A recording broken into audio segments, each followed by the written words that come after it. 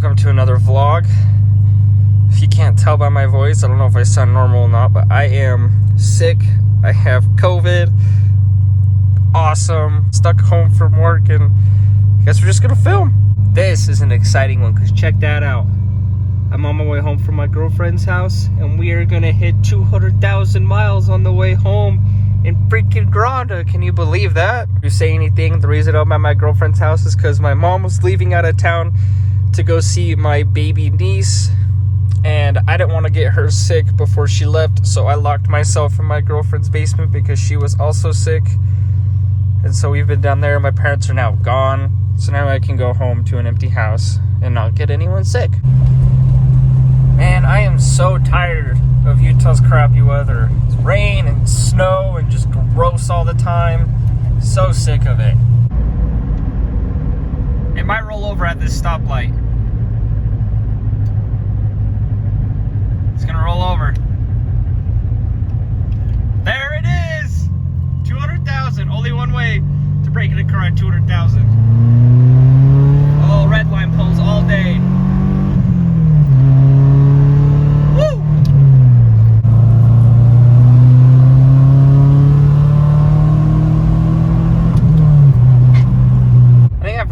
In the last video that my summit banner chipped off because it got so cold. I can't remember. I think I might have hit it with the ice scraper or something, but we're getting new banners for the next season, so it's not a big deal. But I just don't think I ever mentioned that. Thought it might be fun because we don't really have anything to film of, because I'm still waiting for the hub piece for the steering wheel. That way I can put the horn button on. Still waiting for that. It was supposed to be here on Tuesday of this week. It's Wednesday now. It updated and said it's going to be here on Friday. It is what it is. We got to wait for that. And so I figured I'm sick with COVID, have to stay home from work all week. Let's go for a drive and talk. Pushing it, hold, there's about to be an accident. Nope. Almost. Mercedes almost rear-ended a Tesla just barely right there. What do we talk about? I haven't got food. It's 12:24. Hungry. Haven't eaten today. Maybe we can grab some food. Just driving around because my parents haven't left yet. I don't want to get them sick or expose them right before they go see my little baby niece. So I'm got about an hour to kill before they leave. So I'm just gonna drive around and talk. Ooh, you know what we should talk about? We should talk about the plans for the Forester. Because I don't think I've talked about it on Instagram a little bit. I've posted some story photos on Instagram of like inspiration, and I think I might have talked a little bit about it, like the comments of a few posts on Instagram, maybe TikTok. I don't think I've really like had a video talked about the plans for 2022 for the Forester for Gronda. Waiting for the S14 to sell. I don't need to sell the S14 to finish the Forester. I want to do that because it'll be easier. I won't be completely out of money, and I think it's the smarter decision rather than having two swapped cars. And after owning the S14, that car is swapped amazingly. Like the company that did the swap on that car, the car runs and drives like it's factory. Like it's insane. Like all the dash lights work. Like you get a swapped car and it's normally butchered. That thing's got a full wiring harness specialties in it.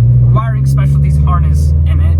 And it's so good to the point where you open a door and the door light still comes on in the S14. Like on the dash, you open a door and the light that comes on telling you that door's open comes on. Which is like, it's a small thing, but it's like nice because I don't feel like you normally get that in swapped cars.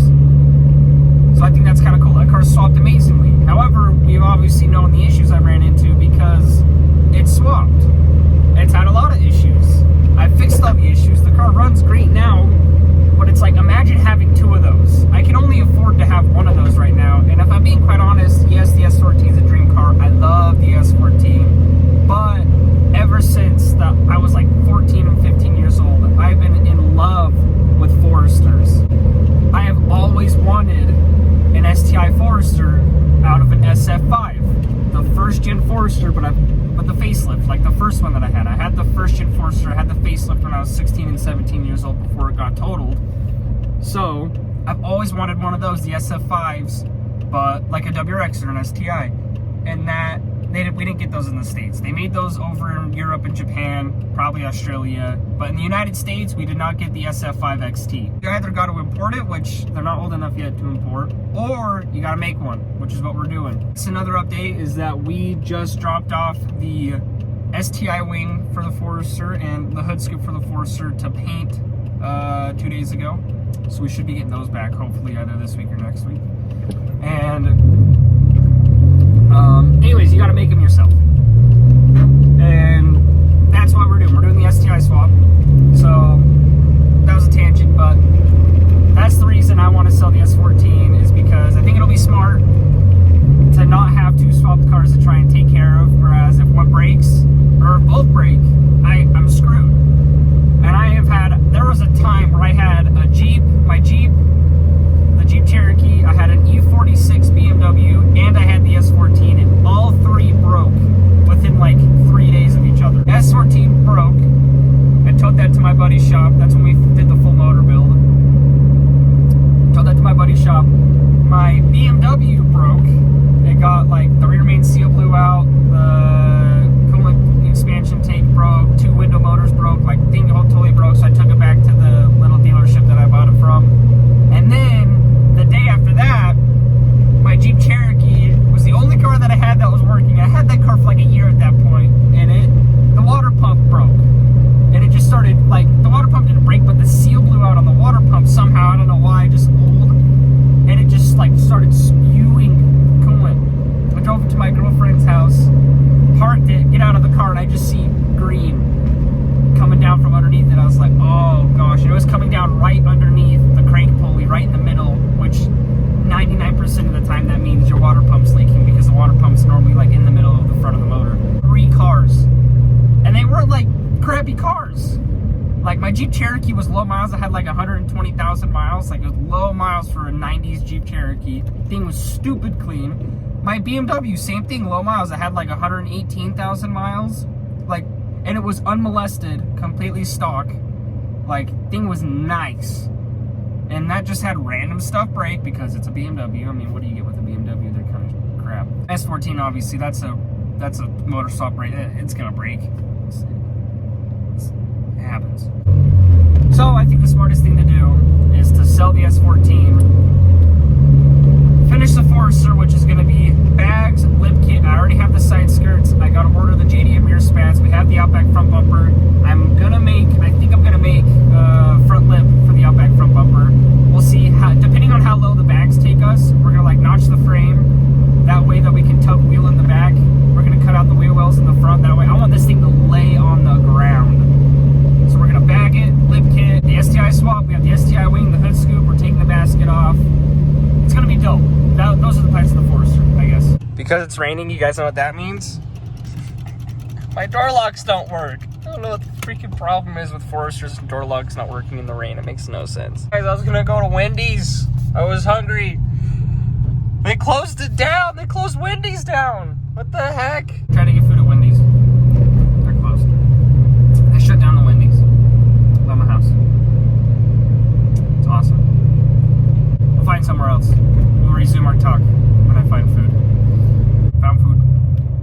Chick-fil-A.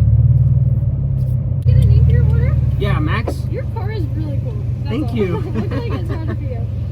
I love getting compliments on my car. That's nice. Speed bumps. Let's see if you can hear me scrape. Oh. I didn't scrape over those. Just didn't have like 2 yellow speed bumps that'll have like 2 foot gap in between them. I only scrape on my exhaust, so you aim the middle of the car right over the gap. You don't scrape. Big brain. I got my food. We're parked. Still got 45 minutes to kill. What should our next car topic be? I look like garbage right now. That's cool. My girlfriend literally just texted me. That's why I leaned forward to read the text. She just told me that she tested positive for COVID-19. This thing has 200,011 miles right now. has the OEM head gaskets. Head gaskets never been replaced. Has the OEM clutch. Yeah, 200,000 miles on the clutch that came in this car from factory, and this thing still drives like it's new. Like it's brand new. Thing grabs so good. I honestly don't know if I believe that one. The previous owner was the first. They were the first and only owners before me to own this car. It was an old couple that had it, that bought it brand new, and they told me they never replaced the clutch unless the dealership did it when they were doing like some maintenance thing, and they didn't realize that they replaced the clutch. They told me they never did. So as far as I know, this has the OEM clutch in it from factory when they first bought it. There's a few things that have been replaced on it. A few things are, it's got a new radiator in it. The AC system was gone through and replaced. The plugs and wires, that's what they replaced before they sold it to me. I bought it at 188,000, 186,000, something like that. I figured, 190,000 whatever miles on a car that has never had the timing belt replaced or the water pump replaced. It's a little scary because I'm going to be dailying it. So had the timing belt replaced, the water pump replaced, all the pulleys replaced, the idler pulleys and stuff. So yeah, I did all that, and then we drove it to Vegas for Stance Wars. Just saw something else to talk about. This one's controversial in the car world. It's the whole real wheels thing. Here are my thoughts on it. It's stupid. I dig having like real wheels. I don't really want to call it real wheels because a wheel goes on the car rolls, it's real. It's not fake. Here's the thing. Having like rare, like like rare from Japan, Japanese wheels that are cool, hard to come by, rare. I think that's sick. I had a set of 3-piece SSR Vienna dishes on my S14. Those are super rare wheels. That was one of 2 sets in the entire state that I live in of Utah. Everyone, you'd see more like them, but Work makes them. They're called Work Euro lines. A lot of people have Work Euro lines. Look the exact same. The SSRs were the original ones in the 90s from Japan. Work made them afterwards. So I had a set, one of 2 sets of the SSR Vienna dishes in the state. Thought that was cool. They're cool wheels. They looked like shower drains. I thought it was sick. Hold on, this is another thing. Everyone's all mad about real wheels, fake wheels. If SSR did the Vienna dishes first, and Work Wheels, or Rays, same company, did the Euro lines second, doesn't that make those reps? Even though it's a real wheel company, doesn't that make those reps? You can buy center caps, though, the center face that bolts on over the lug nuts from Work Euro lines, and they fit on the Vienna dishes. They're the same wheel. You can go look them up on Google, the same wheel. Aren't they reps then? Work is a real wheel company. Why are they knocking off SSRs? Doesn't that make them reps? Think about that. Here's my opinion on it. People use the whole real wheels thing for clout, for popularity, and honestly, it's turned into like a personality trait. Like people use like, ooh, I have real wheels, is like, that's like part of their personality. It's stupid. Like if you don't have real wheels, like you get talked on you. You get all this crap talked on you over social media because you don't have real wheels. Like, you know how much crap I get for having ESRs on my Forester? Yeah, they're reps. Who cares? They're total knockoffs of Blitz 03s. I'm not going to spend $8,000 on wheels for a 2001 Forester. It would be cool to have 3-piece wheels on this thing. That's why I want to get STI BBSs made into 3-piece wheels and put them on this thing, because that's sick.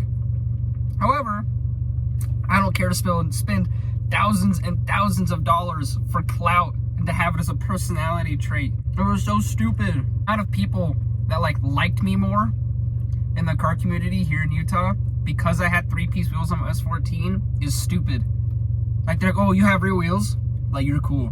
Like, no, that doesn't mean I'm cool. I just have authentic rear wheels. Like, yeah, it's cool. It's not a personality trait, though. As long as a good wheel is made strong, made good, and who cares? ESRs are made in the same factory as Work Wheels. They're a sister company. Who cares if they're using knockoff designs or monoblock designs that aren't real 3-piece that have studs on them? Who cares? It goes on the car. They don't bend when you hit a pothole. They're fine. They're real. Because they're on the car. They roll. They're real, right? XXRs, those wheels are those wheels are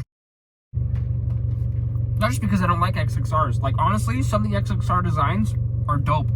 But and they're a good price too, but there's a reason that they're so cheap. Because they're made poorly. They're made cheaply and they're unsafe. That's why XXRs, I'll say all day, are, I wouldn't say that they're fake. They still go on the car, they still roll, they're still real wheels. Not like authentic JDM wheels, who cares? But they're cheaply made. They're dangerous. You know how many memes I see all the time of people who have XXRs and like all the spokes will rip off of the rim of the wheel. All the spokes will like somehow torque and like break and rip off of the rim of the wheel. I've never seen a wheel do that besides XXRs.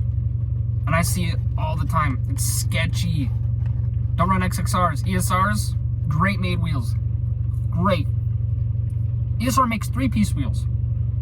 I've had, let me count. The Forester is my 4th or 5th set of ESRs. Never had an issue. Never had an issue. In fact, the ESRs that were on one of my cars that I built 3 or 4 years ago, still on the car to the kid I sold them to. Still has the same wheels on it. Still doing great. Anyways, stop making real wheels a personality trait. It's stupid, and you look stupid. Then it's annoying. No one cares. I don't care if you think my wheels are stupid or fake or whatever. I think the ESRs on my Forester look dope.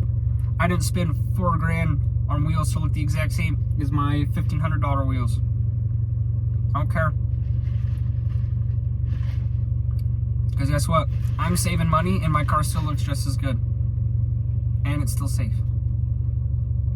I call that big brain moves.